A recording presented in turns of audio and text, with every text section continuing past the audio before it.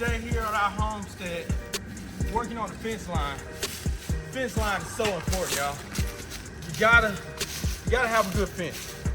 If you want to start a garden, any homestead or orchard, vineyard, it don't matter. You're gonna want to keep the deer out. So this is actually number one on your list of things to do when you're creating a homestead. So I'm just sharing with y'all today. We got the thing pretty straight. Takes a little work and a little effort. Stay tuned, I'm gonna show you how the progress goes. I got my posts already laid out on the ground, very close to where the fence is going in the first place. So, and this thing that's where the property line is. All right, you see the yellow, the pink over there. My goal is to take trees like this. I'm gonna turn them sideways and I'm gonna make that fence. I'm actually gonna put some more stuff. Might put some willow trees just on the other side, and I'm gonna create a natural barrier between me and the adjacent property. Like these right here, just hobbling the tree so that it'll lay down and grow up sideways. And it's a beautiful thing watching your fence line develop, you know. This is a T-post. If you're not familiar with it, shaped like a T. When you look at it, it's like a T. What I'm doing with my T-post, you want to make sure, depending on your goals, and I'm not an expert, so please drop some comments in the video, okay? But from the research I've done, it's my first one, is that you want these grooves pointing towards the side that you want to keep things in, wherever the pressure's coming from.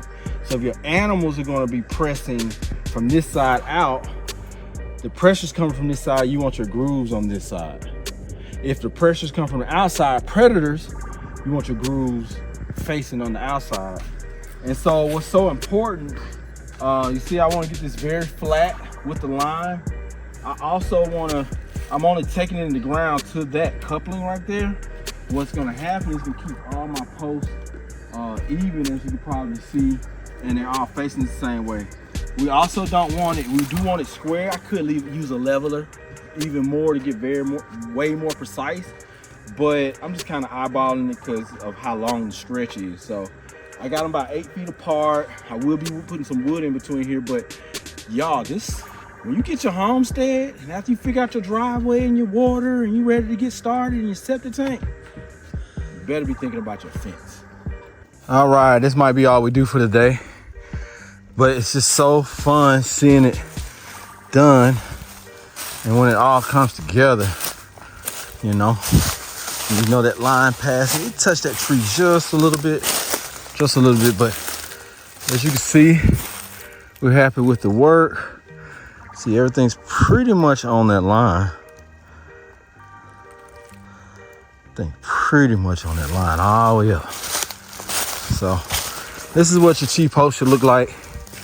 Like I said, I'm always open for suggestions. It's my first one, not just a perfect expert.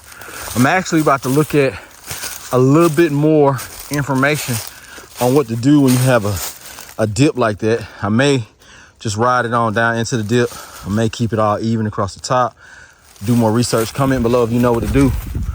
But yeah, man, look at that. Let's get a good shot of that. It's all right, ain't it? Hey, land crypto. Yay!